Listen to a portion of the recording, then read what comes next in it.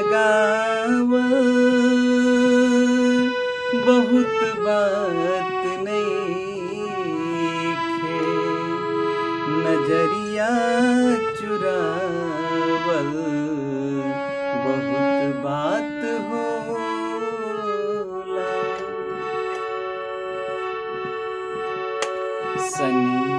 सनिहिया लगाव बहुत बात नइखे, नजरिया चुरावल बहुत बात होला। केहू के मुआव बहुत बात नइखे, मुआ के जियावल बहुत बात होला।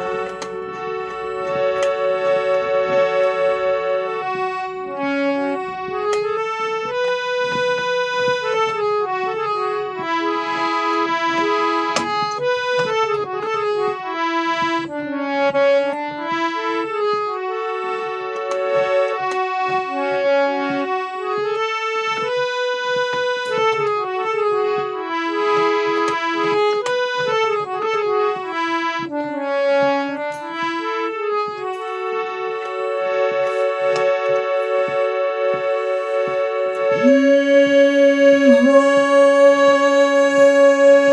समझे न पैनी तोहार असली इरादा, हे रूपवा के जाल में धरा गई निदादा।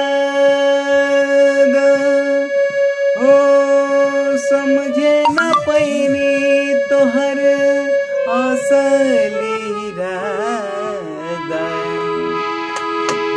हे रूपवा के जाल में धरा गई निदादा। हे केहू के रुआव बहुत बात नइखे, रुआ के हंसाव बहुत बात होला। सनिहिया लगाव बहुत बात नइखे, नजरिया चुरावल बहुत बात होला। हे देखी देखी हमके अब त हंसता जमाना, पागल समान हवे भइनी दीवाना। हो देखी देखी हमके अब त हंसता जमाना, पागल समान हवे भइनी दीवाना।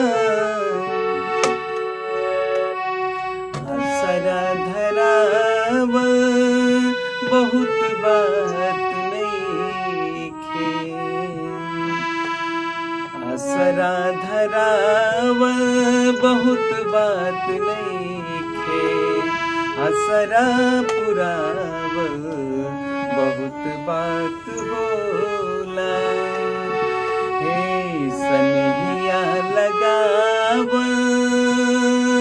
बहुत बात नइखे, नजरिया चुरावल बहुत बात होला। हे नजरिया चुरावल बहुत बात होला, नजरिया चुरावल बहुत बात होला। Thank you. मजा लेनु आप सभी दर्शक लोग के गोड़ छू के गोड़ लागतनी। ऐसे ही हम पे प्यार दुलार बनाए रखिए। अगर गीत अच्छा लगा होगा तो लाइक कमेंट शेयर करिए, जरूर करिए। हमेशा ऐसे ही अपनी कृपा दृष्टि बनाए रखिए। जय हिंद, जय भारत, जय भोजपुरी।